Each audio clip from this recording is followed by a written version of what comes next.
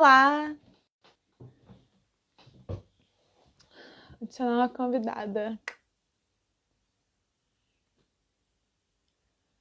Não tem nenhum espectador ainda, que bom.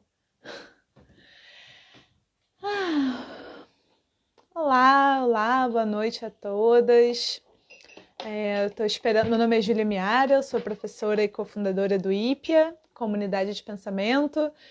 Estamos esperando aqui um pouquinho a professora Viviana chegar. Hoje nós vamos falar sobre o pensamento político na literatura de Margaret Atwood. Então, enquanto isso, a gente pode, enquanto a professora Viviana não chega, a gente pode ir começando a nossa conversa. Para quem não conhece, a Margaret Atwood, ela é uma escritora canadense. Ela está muito famosa entre nós hoje em dia porque ela escreveu um livro chamado O Conto da Aia, e o Conto da Aia, ou né, em inglês, The Handmaid's Tale, e o Conto da Aia, ele é um livro que foi adaptado para a série, né? E, e essa adaptação, ela vai se tornar muito popular, né, gente? Muita gente está assistindo essa série, e é uma série, um livro que tematiza vários assuntos.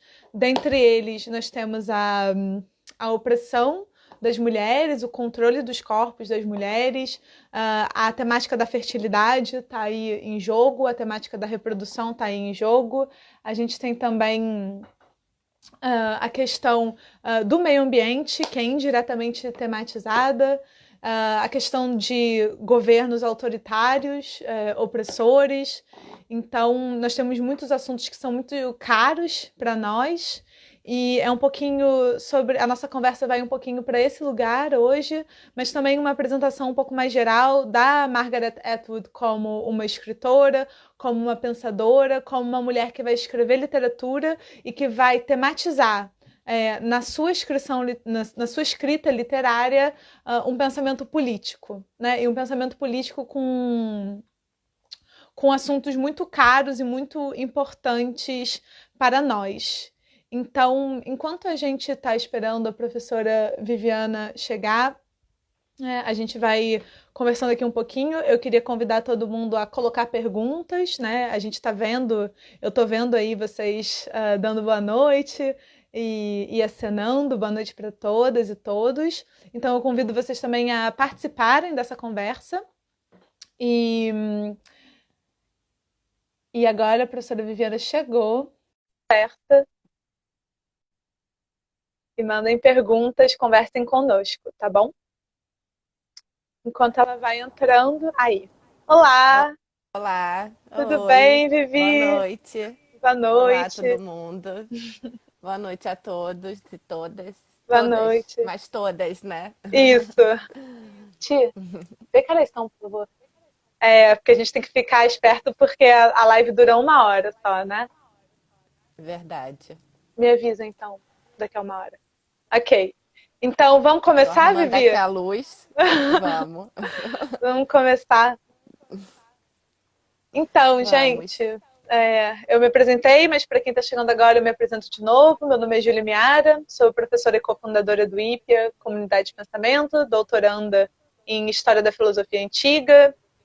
Também estudo questões de gênero na Antiguidade e na mitologia, História das Religiões comparado, fenômeno religioso. E hoje a gente vai conversar um pouquinho sobre o pensamento político na literatura de Margaret Atwood.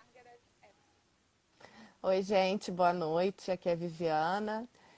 Também sou professora e cofundadora do IPE, a comunidade.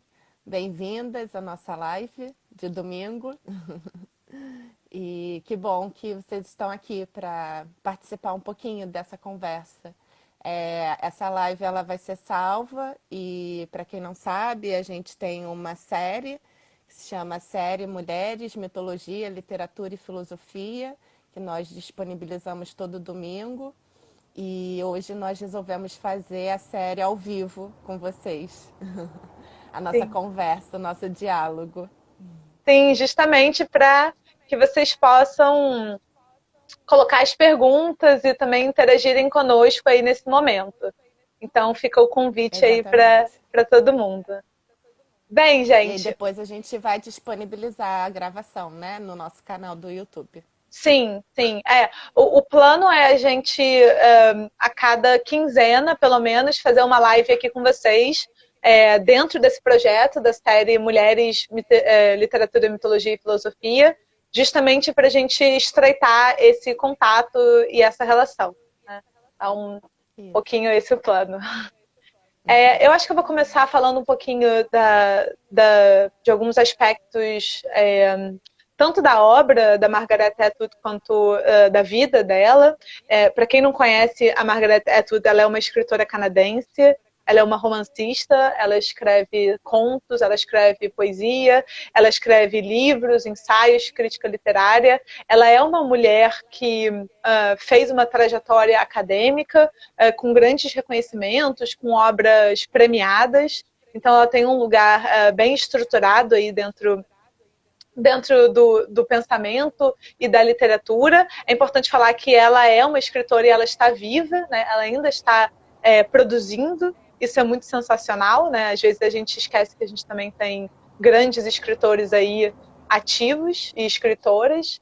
E a Margaret Atwood, ela tem, enfim, uma história interessante, algumas características também que vão ser atribuídas à sua literatura, que a gente pode mencionar que é curioso de pensar aqui junto com vocês.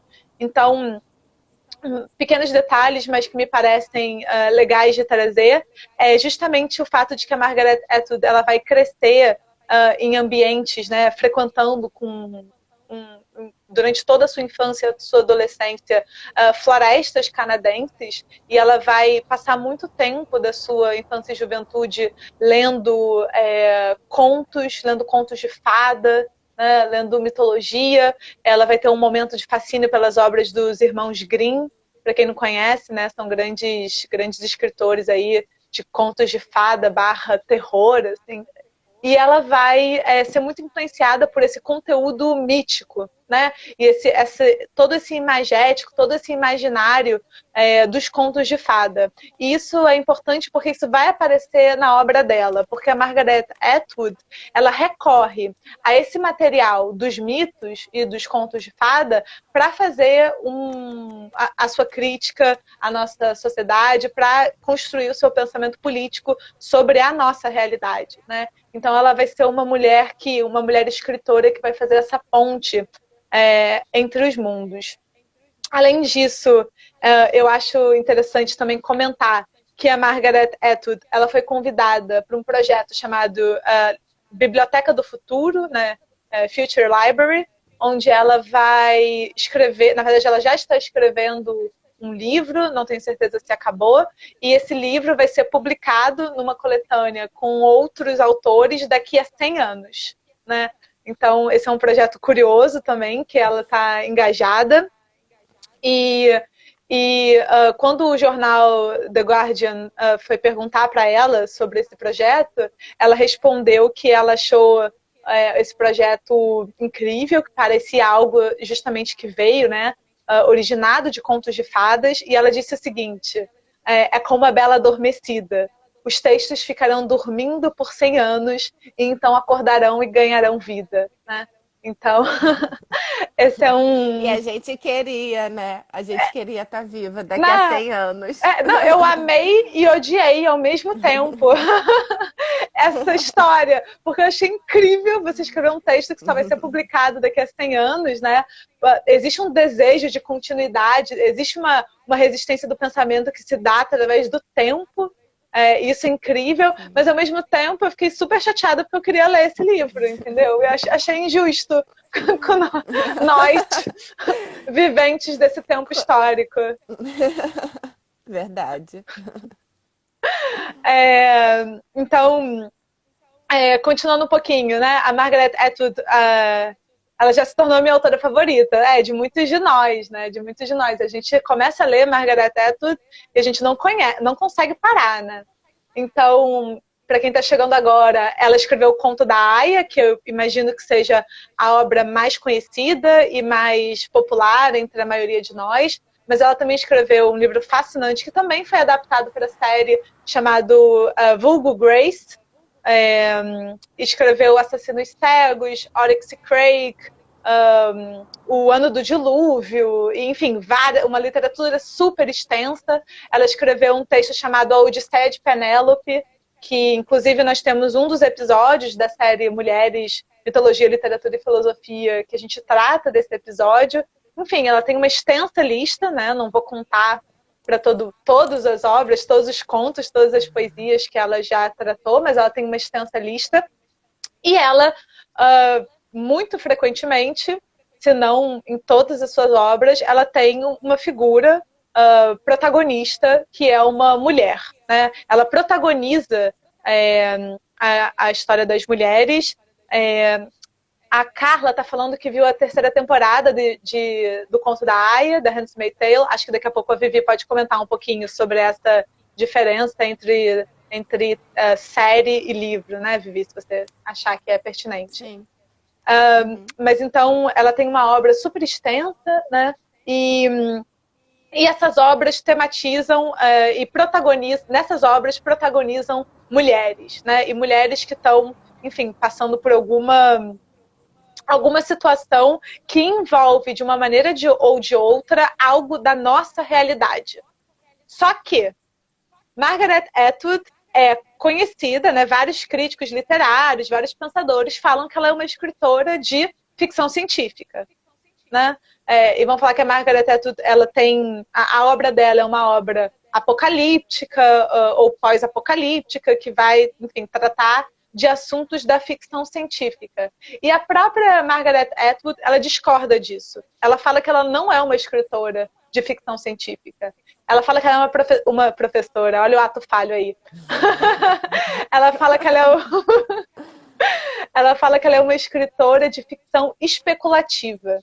Né? E mais do que isso, sobre o Conto da Aia e sobre Oryx e Crake, ela fala que ela é uma escritora de ficção especulativa social. Né? E qual é a diferença, então, entre ficção científica e ficção especulativa? A ficção científica, ela lida com uma tecnologia, normalmente, né, que nós ainda não possuímos, e um mundo pensado de uma maneira quase completamente desconectada com a nossa realidade material. Né? A ficção científica, ela é muito distante, apesar da gente saber que, em muitos momentos, a ficção científica pensou e acabou apresentando determinadas tecnologias que eventualmente se concretizaram de uma forma ou de outra. Mas ela fala que não, que a obra dela não é ficção científica, é ficção especulativa. Por quê? Porque a obra dela está conectada com a realidade, no sentido de que, se nós seguirmos nos comportando como nos comportamos, tratando uns aos outros como tratamos no sistema econômico em que vivemos, com os valores que são os valores dominantes, enfim, tudo isso, toda essa constelação de características, se seguirmos assim, chegaremos no Conto da Aia, chegaremos em Oryx e Crake, chegaremos nesses mundos que ela cria, que são tratados, né, que são caracterizados pelos críticos como mundos apocalípticos. E ela fala, eu não tenho uma imaginação perversa, eu não inventei essas coisas, eu tirei essas coisas da história, essas coisas já aconteceram. E se a gente seguir como estamos, acontecerão de novo. Eu adoro essa definição dela, né, que fala em literatura ficção especulativa, porque tem uma conexão muito profunda com uma ideia do ofício literário da escritora e do escritor como vidente. Uhum. E o vidente não é naquele sentido místico de quem tem uma bola de cristal para prever o futuro, mas é aquele que vê o presente, aquele que vê no presente as circunstâncias do intolerável. Então, tem uma frase que eu gosto muito, que é do Deleuze e Guattari, quando eles falam sobre a literatura do Kafka, e eles nomeiam, né, essa categoria de escritores como videntes. É como uma literatura de um relógio adiantado, né? Então eles veem o que está presente, mas que na verdade está invisível. O intolerante no seio da sociedade já em estado social, mas invisível por diversos mecanismos, por diversos mitos, por diversas estruturas alienantes que pervertem o olhar ou que bloqueiam a sensibilidade. Então, os escritores como videntes seriam esses seres, esses corpos em que a sensibilidade e a percepção ainda estão muito ativas e muito conectadas.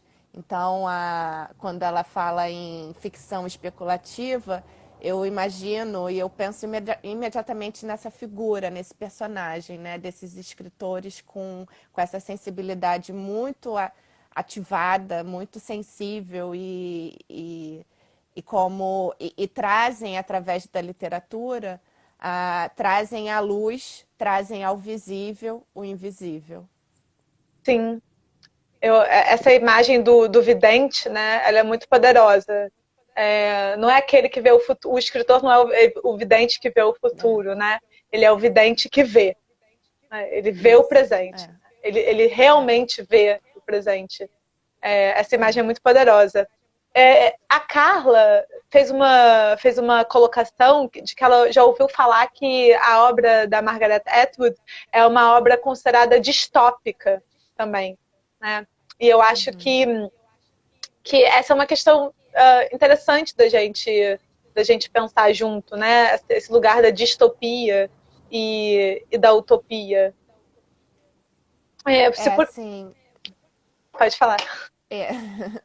é, pois eu penso que essa divisão assim entre utopia e distopia em relação à obra artística, à obra literária ou à obra cinematográfica, ela às vezes pode ser muito superficial, né? Porque uma obra literária utópica, num sentido de entendimento mais comum, né? Parece simplesmente uma obra literária ou artística que pensa um mundo super bom, né? Em que todo mundo é bonzinho e todo mundo é feliz. E a obra distópica é o oposto, né? Pensa um futuro em que todo mundo é muito mal e que a humanidade deu totalmente errado. Uhum. Então, esse é um sentido um pouco compartilhado, né, pela sociedade em geral e um sentido muito superficial sobre os sentidos de utopia e distopia. Então, Uhum. assim, um pouco para sair desses paradigmas tão concentrados, né, que parece que não tem qualquer relação entre eles e também que não tem qualquer abertura para o futuro.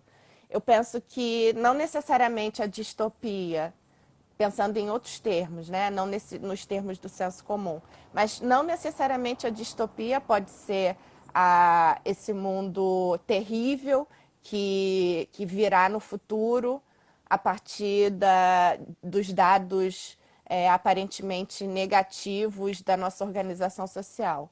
Mas distopia pode ser tanto a utopia como a distopia, se a gente sair desses rótulos tão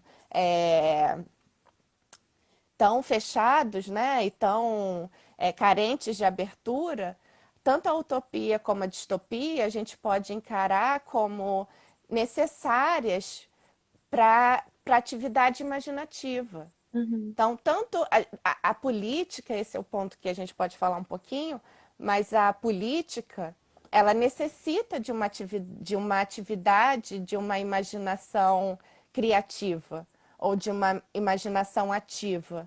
E é nesse sentido que eu penso que é mais interessante a gente pensar as obras utópicas ou distópicas. Uhum. Não porque elas fazem alguma previsão sobre um mundo perfeito, bélico e belo e feliz, Olha ou só. seu oposto, ou seu oposto no mundo terrível e impossível, né? No mundo humano impossível. Uhum, Mas a gente precisa também compreender utopia e distopia como abertura e como necessárias para a oxigenação da política. uhum, Então, eu prefiro, e isso que eu acho esse tema muito interessante para a gente discutir, pensar a utopia e a distopia como uma imaginação criativa e aberta, uhum, e não nos seus binômios irrelacionáveis de bem e mal, né? uhum, Nesse maquineísmo de bem e mal, uhum, mas como uma abertura de futuro, uma abertura para pensar o futuro.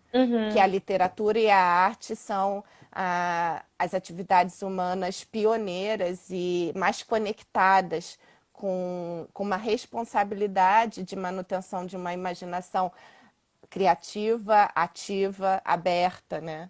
Imaginar um futuro diferente desse, diferente do nosso, né? uhum. Sim. E para talvez contribuir um pouco para essa conversa sobre essa discussão entre distopia e utopia, ainda pensando no sentido comum que se dá a ela, é curioso que a gente pensa na distopia como esse futuro terrível, né? Esse futuro terrível onde tudo dá errado. Me parece muito sintomático que a gente enxergue isso na obra da Margaret Atwood, quando ela se pretende pegar o nosso mundo tal como ele é, né, com os problemas políticos que ele tem e que são reais e que estamos aí, de alguma forma, fazendo a manutenção desse mundo e que esse mundo, né, levado à sua consequência natural, não é nem levado às últimas consequências, é a sua consequência natural, que é um mundo, enfim, dentro de todos esses temas que ela traz, né, que vai controlar e dominar os corpos das mulheres, com diversas dinâmicas em relação ao controle da fertilidade, que vai utilizar dos recursos naturais até a sua exaustão, que vai separar a vida de ação política, que vai se apropriar da moral, do comportamento, das mentes e dos corpos para justamente fazer esse apartamento entre organização social, política e vida. E é curioso que a gente pega esse mundo, que é o nosso mundo, né, e levado às suas consequências naturais, a gente chama de distopia. Como se fosse Sim. algo que só é É, possível existir na imaginação, como ela falou, né? De uma sim. pessoa muito Uhum, perversa. As pessoas me falam que eu tenho uhum, uma imaginação muito maligna. E ela fala, não, uhum, né? Esse é o nosso mundo, uhum, né? Esses problemas uhum, ambientais que eu estou tematizando são os nossos problemas ambientais amanhã, né? uhum, Essa uhum, maneira como exatamente eu estou comentando aqui justamente um comentário, né? É a nossa sociedade atual. Essa maneira como os uhum. corpos das mulheres e as questões reprodutivas, né? E os direitos reprodutivos, essas questões todas não são questões de uma sociedade distópica. Essas são as nossas Sim, questões sim, hoje, sim, agora, né? E sim, por isso que a gente sim, fala, e por isso que a gente também nomeou o nome dessa conversa de o pensamento político, né? Da sim, Margaret sim, Atwood, porque isso está sim. atravessado na obra dela. Sim. E eu penso também que quando a gente fica fechado nesse binômio, né, utopia e distopia, a gente justamente deixa de alcançar a potência política de obras como a da Margaret Atwood, que é Uhum, justamente quando os escritores trazem para o visível o que está invisível, não é para que a gente também pense assim, nossa, agora não acabou pra gente e fim do mundo e uhum, vamos deitar ali como fetinhos e esperar o mundo acabar. uhum, Não, os, os escritores e as escritoras trazem à luz o intolerável justamente para forçar a ação política, justamente para forçar e para, quem sabe, dar uma influenciar ou dá um refresco para a atividade da organização política. Uhum. É como se eles dissessem assim, através das obras, né? O nosso problema é esse. Você, e o início de uma organização para mudar esse estado de coisas passa porque todos percebam, né? Então é preciso perceber, o problema é esse. E aí depois que então o intolerável se torna perceptível, diante do intolerável é impossível não agir, né? Uhum. Então é uma compreensão de que a ação política também se dá a partir do momento em que o intolerável é percebido. Uhum. Então, daí toda a riqueza desse tema que a gente trabalha tanto, né, Ju, que é essa compreensão da potência política da literatura e da arte. Uhum. Justamente porque é nesse lugar. Os artistas, eles nunca estiveram de estar muito conectados com o sensível. E então a conexão, né, entre arte e política é uma das vias de conexão é justamente essa. O que a arte pode trazer à luz do intolerável para a organização no campo político. Uhum. Tem um comentário falando assim: se puderem comentar sobre o tema racial no conto da Aya, agradeço. Já vi a crítica de que a obra de Atwood é feminismo branco, mas também de que Gilead era uma sociedade pós-racial. É, bom, você quer. Ou eu comento um pouco? Bom, eu acho complicado a gente buscar, né, em todas as obras artísticas e literárias, essa, certos critérios em que a gente possa identificar como imediatamente é, antirracistas ou antimachistas e etc. Acho que tem Uhum. várias formas da gente se relacionar politicamente com a obra artística. Há Uhum. obras artísticas que, por exemplo, dão a ver o intolerável do machismo apresentando o machismo, apresentando as estruturas machistas, tal como se desenrolam. Há outros modos, há outras estratégias políticas, enquanto ofício literário, de então trazer esses intoleráveis. Então, há outras obras, diversas outras obras, em que indiscutivelmente está em questão, está em xeque, trazer de forma que não se pode negar as estruturas misóginas, racistas, etc. Eu penso o seguinte em relação a isso. Bem, a Margaret, ela é uma escritora canadense, né? Como a Ju mencionou no início. O Conto da Aia, ele foi escrito em 1989 e ele pretende dar conta não exatamente de questões especificamente singulares, como a questão racial ou a questão feminista, mas é uma certa forma de contar uma história de uma organização política fundada ou orquestrada numa sociedade patriarcal autoritária nas suas últimas consequências. E não Uhum. só patriarcal autoritária, mas também trazendo o seu elemento teocrático, né? O Uhum. elemento religioso na organização social. Sim. Então, eu penso que, bom, como é que a gente pode fazer uma análise dizendo que, bem, tal escritora ou tal livro ou tal obra não trata diretamente da questão racial? Como é que a gente faz essa análise? Precisa ter uma disputa entre uma sociedade escravocrata e a luta de resistência da população negra pela não escravidão? Como é que a gente faz essa análise? Eu acho Uhum. bastante complicado e, é, e assim,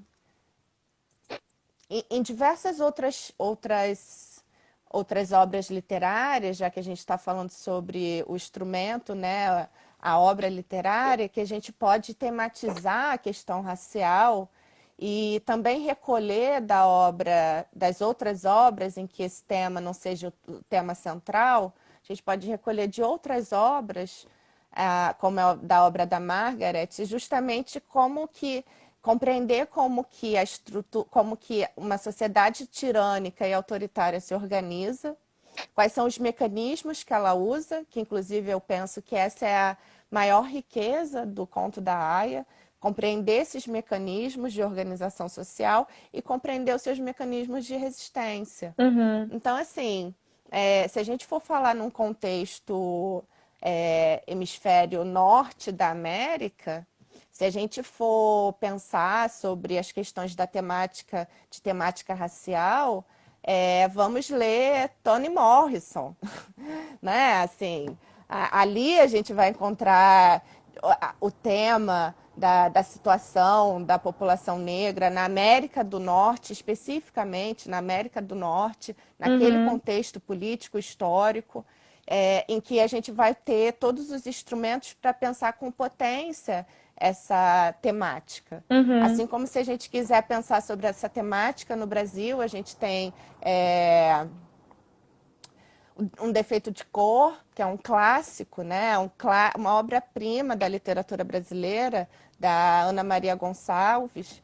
E, bom, diversos. Então, eu penso que a gente precisa se concentrar no que a obra tem e não e não nessas críticas um pouco transversais de apontamentos sobre o que a obra não tem ou sobre não disse sobre a questão racial, então é filosofia branca ou literatura Uhum. branca. Eu acho que quando a gente vai por esse caminho, a gente perde muito da riqueza literária. E pensando na literatura escrita por mulheres, a gente, na verdade, não precisa que a Margaret Atwood escreva sobre a questão racial. Porque, de Uhum. novo, a gente tem a Toni Morrison, a gente tem milhares de escritoras fabulosas, nós temos a Chimamanda Adichie, nós temos a Bushie Misheta, nós temos uma literatura nigeriana e uma literatura produzida por mulheres do continente africano riquíssima para tratar da questão, né? Então a gente não precisa desmerecer a literatura da Margaret Atwood por não tratar ou por não ter um recorte, né, muito claro sobre esse Uhum. assunto. Uhum. Existe uma questão que é inegável, e é justamente nesse ponto que eu acho que que é um ponto de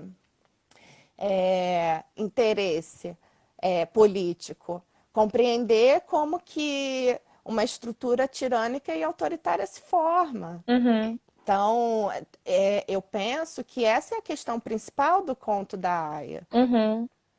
Eu acho que também, Vivi, se a gente é porque o conto da Aya ele acabou ficando muito marcado, né, como a grande obra da Atwood. Mas eu acho também que se a gente sai um pouquinho, por exemplo, se a gente for no Oryx e Craig, é, obviamente a temática principal é a questão ambiental, né? E a questão do capitalismo, como o capitalismo vai se utilizar dos recursos ambientais até uma destruição absoluta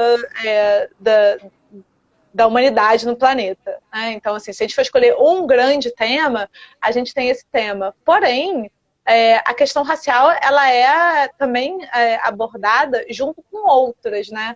Quando a gente tem a Margaret Atwood no Oryx e Craig, ela vai tematizar, além da questão ambiental, além da questão da engenharia genética, além da questão da engenharia farmacêutica, a gente tem um recorte em determinado momento que aparece muito por conta de uma das protagonistas, que dá nome ao livro, inclusive, a Ori, que é uma questão vinculada tanto ao assunto da pornografia infantil, quanto das meninas asiáticas submetidas a essa dinâmica de violência. Então, a gente tem um recorte étnico, um recorte de gênero, né?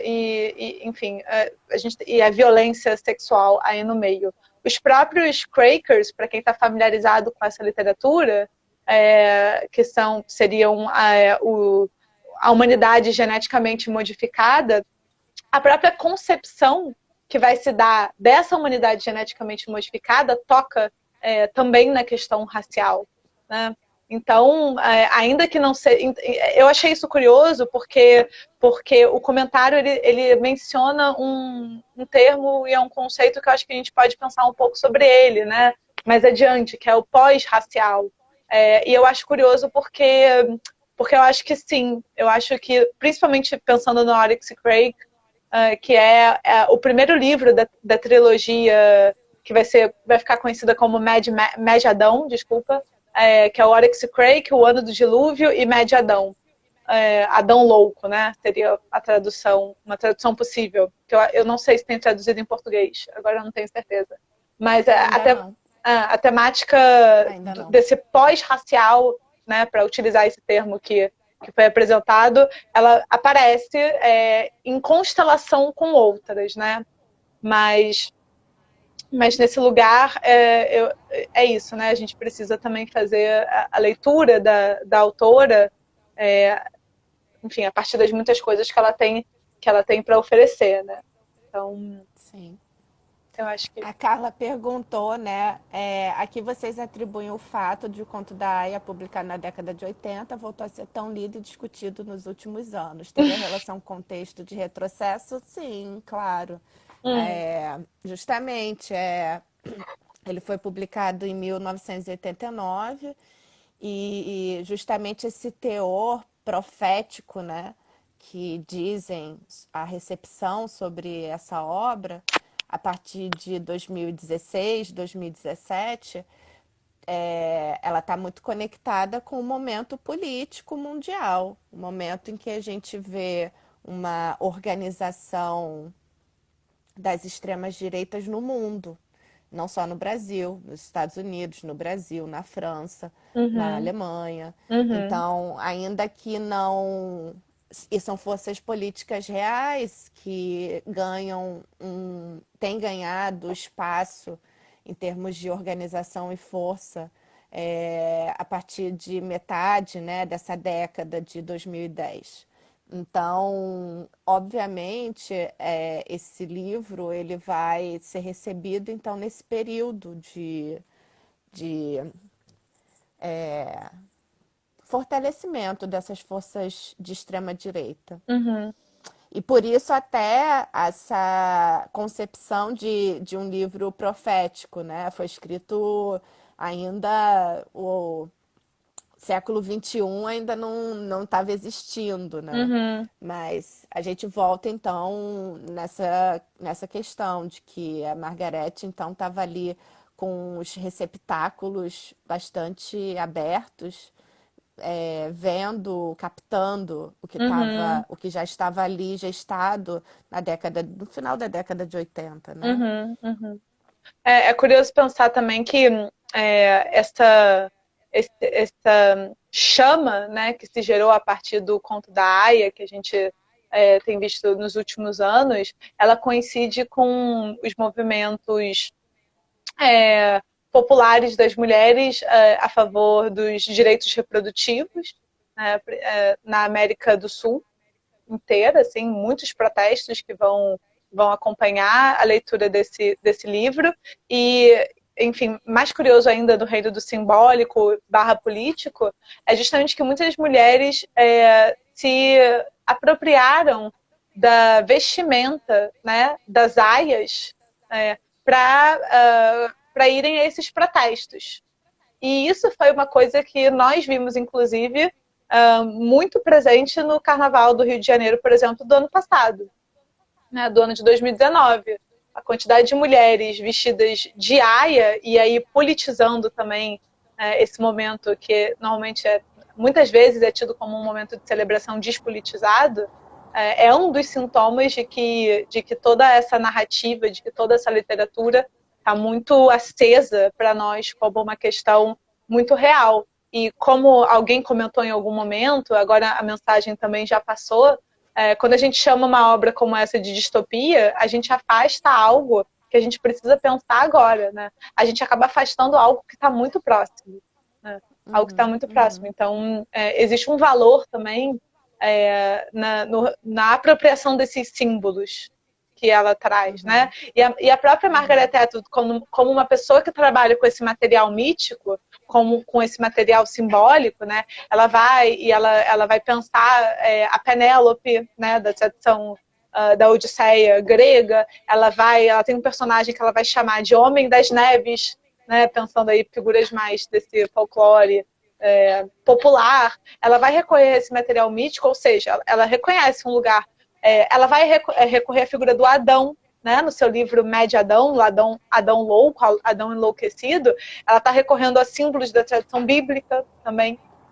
Então, eu acho que, me parece que a apropriação dos símbolos ela é muito coerente dentro da própria proposta de pensamento e artística e de literatura que ela coloca, né? É a gente usar esses símbolos e pensar a nossa realidade também a partir deles.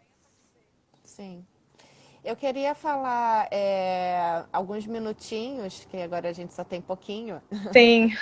sobre um assunto que a gente vai aprofundar, né, no nosso próximo episódio de domingo que vem, sobre a questão do conto da Aia, que é justamente esse lugar em que ela demonstra os mecanismos de organização de um governo autoritário. Uhum. E talvez você possa falar um pouquinho da trilogia, né, que a gente vai continuar no próximo. Os mecanismos do capitalismo, né, na trilogia. Sim.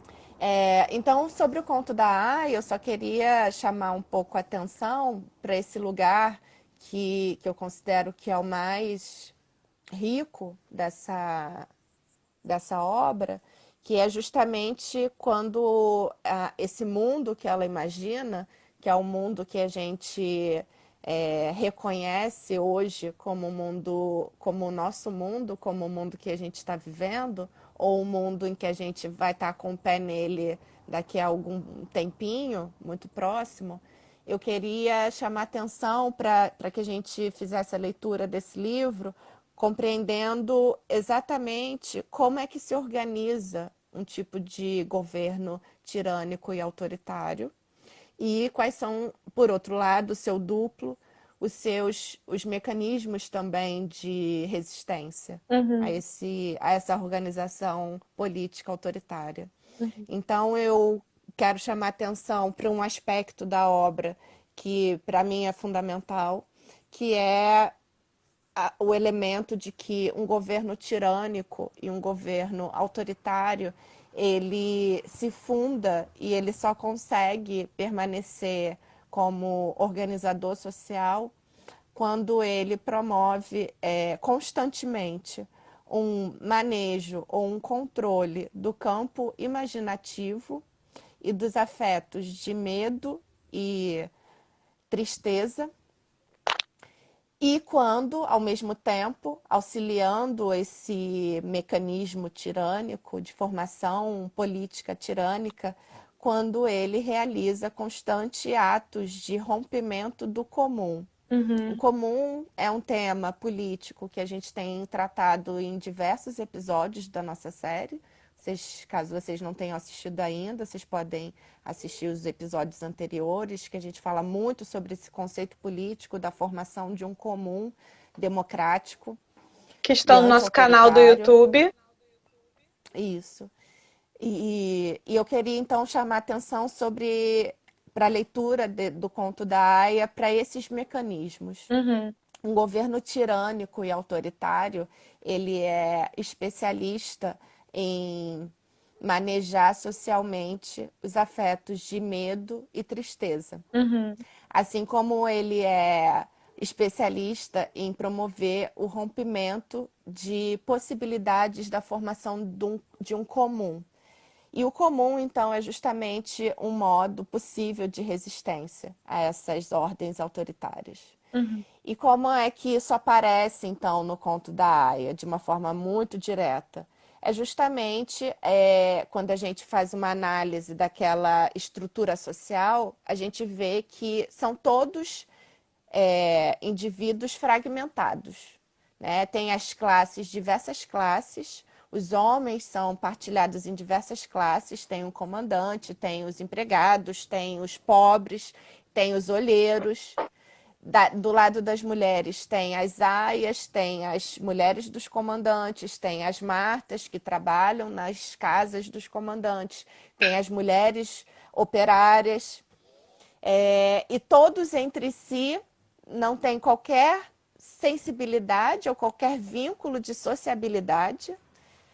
Todos têm a função social de vigiar as aias, que são as mulheres que ainda carregam a potência de produzir vida, por isso elas são tão valiosas e ao mesmo tempo elas são tão controladas, né? Essa potência feminina de único corpo no mundo possível de produzir vida, tem uma longa história de controle, né? Uhum. Não começou no conto da Aya, não Sim. começou na década de 80, tem uma longa história, essa história.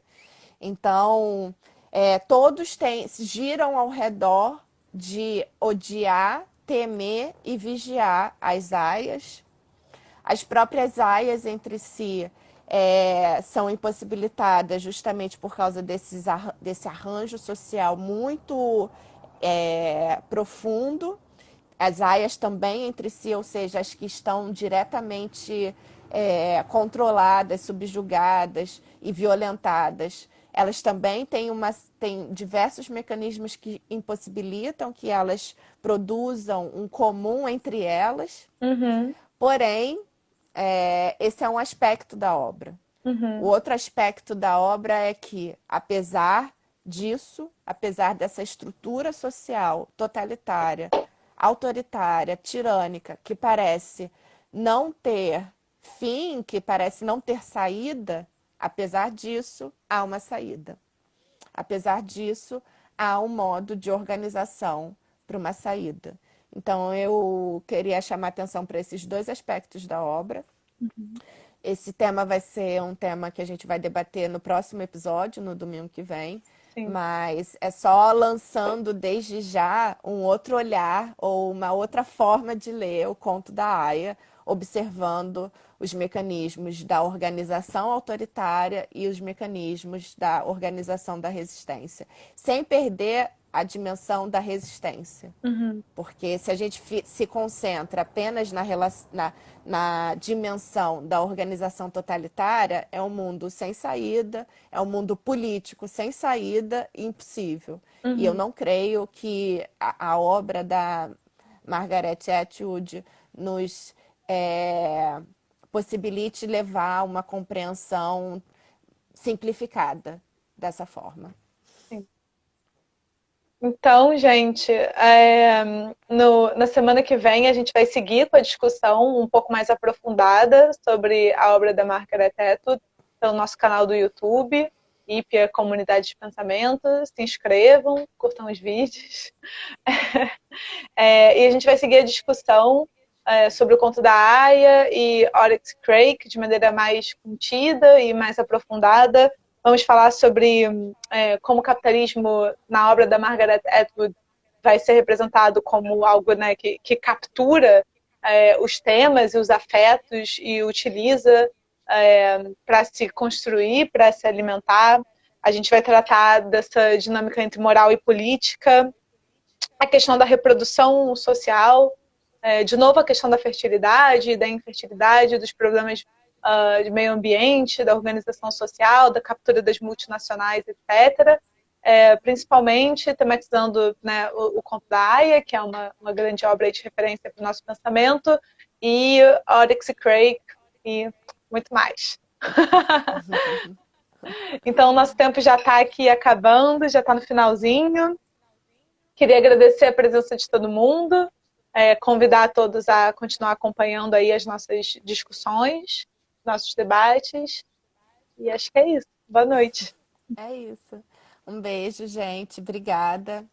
Até logo. Até loguinho. Até loguinho. Tchau, tchau. Vou encerrar aqui. Tchau. Tchau. Tá bom. Beijo.